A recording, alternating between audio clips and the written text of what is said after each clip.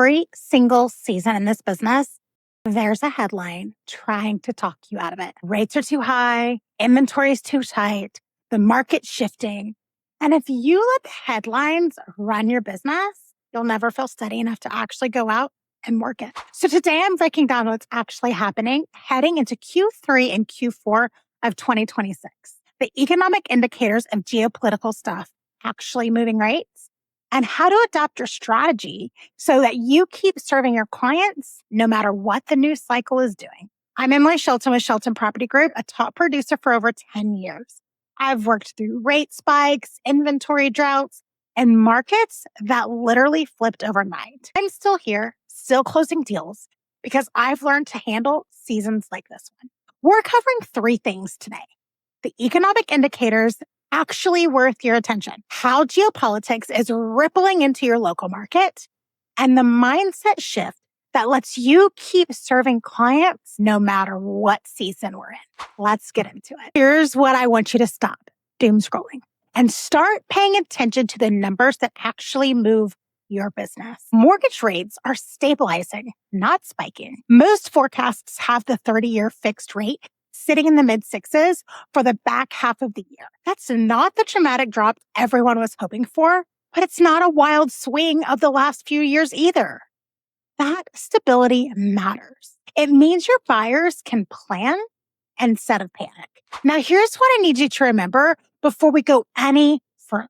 Buyer and seller markets are hyperlocal. You cannot generalize a national headline, and honestly, you can't even generalize one zip code from the next in the same city.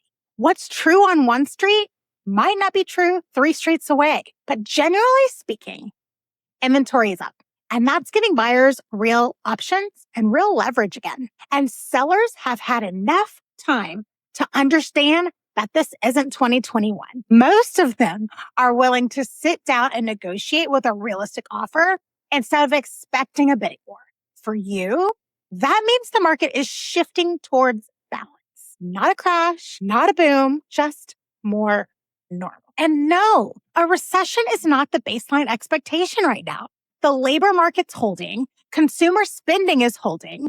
This is a market finding its footing, not one that's falling apart. Next, geopolitics. This is the piece most agents skip right past, and it's exactly why they get blindsided. Global conflict and trade tensions don't stay overseas. They move mortgage rates, and they move the cost of building materials through tariffs, which slows new construction and keeps supply tighter than it needs to be. And it moves buyers' confidence. When the headlines get scary, people pause, even if their local market fundamentals haven't really changed. Here's the thing though. This is exactly the kind of moment that separates the agents who thrive from the ones who freeze. When national headlines create hesitation, your job is to bring your buyers and sellers back to what's actually happening in their neighborhoods, on their street, and with their specific home. That's where you earn trust. And that lasts way beyond a season. If you're feeling like you don't even know how to have these conversations with clients right now, that's exactly what I walk agents through on my free strategy call. No pressure, no pitch, just an honest look at where you're at and how to move forward with confidence. I've built my business through more than one uncertain seasons, and I've coached agents through every one of them since. So what I'm sharing today isn't a guess or a theory. It's what's actually working right now. Lastly, this business isn't easy.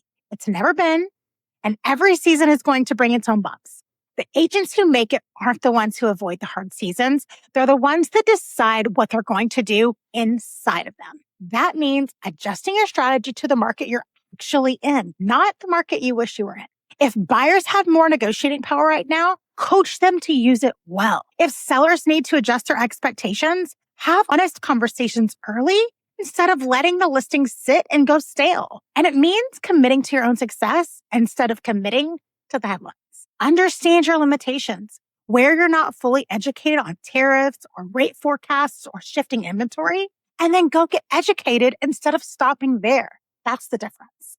Not knowing what you don't know isn't a weakness, but staying there is.